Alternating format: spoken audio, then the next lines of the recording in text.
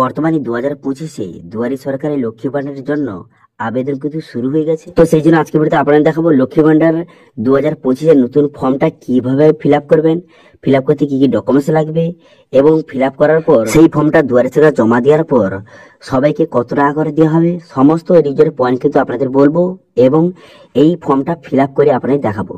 ঠিক আছে, কিভাবে ফিল আপ করতে হবে সেটা আপনাদের বলবো। তো সেই ভিডিওটা প্রথম থেকে শেষ পর্যন্ত অবশ্যই দেখবেন মনোযোগ সহকারে এবং আমাদের চ্যানেলে প্রথমবার ভিজিট করে থাকলে আমাদের চ্যানেলটিকে সাবস্ক্রাইব করে রাখুন এবং পাশে থেকে বেল আইকনটিকে অবশ্যই প্রেস করে রাখুন।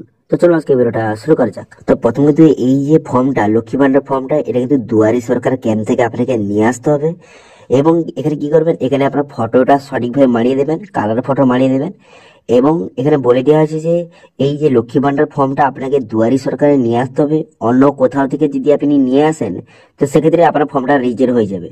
দুয়ারি সরকার ক্যাম্প থেকে এই ফর্মটাকে আপনাকে নিয়ে আসতে হবে এবং এখানে দুয়ারি সরকার রেজিস্ট্রেশন নাম্বার কিন্তু দেওয়া থাকবে। ঠিক আছে, এবার আপনি কি করবেন, ফর্মটা কিভাবে ফিল আপ করবেন আপনি এবারে দেখে নিন। দেখুন, একটু নিচের দিকে আসবেন, নিচের দিকে আসার পর এখানে স্বাস্থ্যসাথী কার্ডের নাম্বার, এখানে স্বাস্থ্যসাথী কার্ডের নাম্বার সঠিকভাবে বসিয়ে দিবেন। বসিয়ে দেওয়ার পর আধার নাম্বার বসিয়ে দিবেন। বসিয়ে দেওয়ার পর যে applicant name, first name, middle name, last name বসিয়ে দিবেন। বসিয়ে দেওয়ার পর মোবাইল নাম্বার বসিয়ে দিবেন।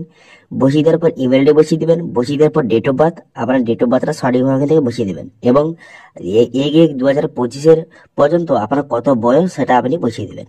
ঠিক আছে, বসিয়ে দেওয়ার পর নিচের দিকে আসবেন। নিচের দিকে আসার পর এখানে এরপর কিন্তু এখানে বাবার নাম, ঠিক আছে, এখানে দেখতে পাচ্ছেন ফাদার নাম, ফাদার নেম, এখানে ফার্স্ট নেম, মিডল নেম এবং লাস্ট নেম বসিয়ে দিবেন। বসিয়ে দেওয়ার পর মায়ের এখানে ফার্স্ট নেম, মিডল নেম এবং লাস্ট নেম সঠিকভাবে বসিয়ে দিবেন এবং তারপরে স্বামীর নাম, এখানে স্বামীর ফার্স্ট নেম, মিডল নেম এবং লাস্ট নেম সঠিকভাবে কিন্তু এখানে বসিয়ে দিবেন। ঠিক আছে, বসিয়ে দেওয়ার পর তারপরে কি করবেন, তারপরে কিন্তু এখানে সেকেন্ড পেজে চলে আসবেন। সেকেন্ড পেজে চলে আসার পর এখানে এসসি এসটি বা ওবিসি নাম্বার, যে কাস্ট সার্টিফিকেট নাম্বার সেটা আপনি বসিয়ে দিবেন। বসিয়ে দেওয়ার পর তারপর আপনি কি করবেন, তারপরে এখানে দেখতে পাবেন ডিস্ট্রিক্ট নেম, এখানে ডিস্ট্রিক্ট নেম বসিয়ে দিবেন। বসিয়ে দেওয়ার পর পুলিশ স্টেশন নেম, এখানে ব্লকের নাম বসিয়ে দিবেন। বসিয়ে দেওয়ার পর তারপরে গ্রাম পঞ্চায়েত নামটা বসাবেন। তারপরে ভিলেজের নাম বসাবেন।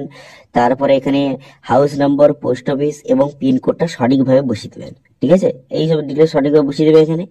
বসিয়ে দেওয়ার পর তারপর আপনি কি করবেন, এরপরে দেখতে পাচ্ছেন এখানে ব্যাংক ডিটেলস আপনাকে বসাতে হবে। তো সেই জন্য ব্যাংকের নাম বসিয়ে দেবেন। বসিয়ে দেওয়ার পর যে ব্যাংকের যে ব্রাঞ্চ নেমটা বসাবেন এবং অ্যাকাউন্ট নম্বর এবং আইএফসি কোড, এই কয়টি ডিটেলস কিন্তু আপনাকে সঠিকভাবে কিন্তু বসিয়ে দেবেন। ঠিক আছে, এই কয়টি ডিটেলস সঠিকভাবে বসিয়ে দেবেন। বসিয়ে দেওয়ার পর এখানে বলা হয়েছে এখানে যে ডকুমেন্টসগুলির মধ্যে কি কি ডকুমেন্টস রয়েছে সেটা আপনাকে বসাতে হবে। তো সেটা এখানে কিন্তু আপনার পাসপোর্ট ফটো আছে, যেগুলো যেগুলো ডকুমেন্টস রয়েছে সেগুলো ঠিক চিহ্ন মারবেন।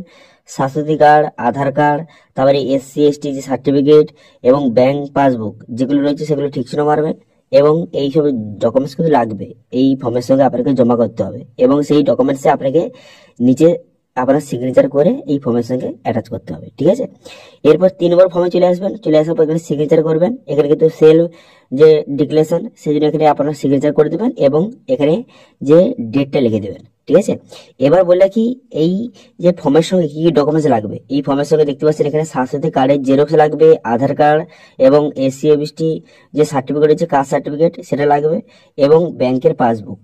ঠিক আছে, এই কয়টি ডকুমেন্টস লাগবে এবং এই কয়টি ডকুমেন্টস এর নিচে আপনার সিগনেচার কিন্তু অবশ্যই থাকতে হবে। ঠিক আছে, সেলফ অ্যাটেস্টেড এই কয়টি ডকুমেন্টসে আপনার সিগনেচার করে এই ফর্মের সঙ্গে অ্যাটাচ করে আপনাকে দুয়ারে সরকার ক্যাম্পে কিন্তু জমা করে দিতে হবে।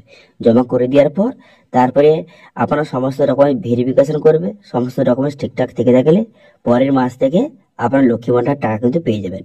যারা কিন্তু এসসি এসটি তারা প্রতি মাসে 1200 টাকা পাবে এবং যারা কিন্তু জেনারেল এবং ওবিসি তারা প্রত্যেক মাসে 1000 টাকা করে পাবে। ঠিক আছে, তো আশা করি বুঝতে পেরেছেন যারা লক্ষ্মী ভান্ডারের জন্য বর্তমানে অ্যাপ্লিকেশন করতে চান 2025-এ, তারা কিভাবে অ্যাপ্লিকেশন করবেন এবং ফর্মটা কিভাবে ফিল আপ করবেন আপনাদের দেখিয়ে দিলাম।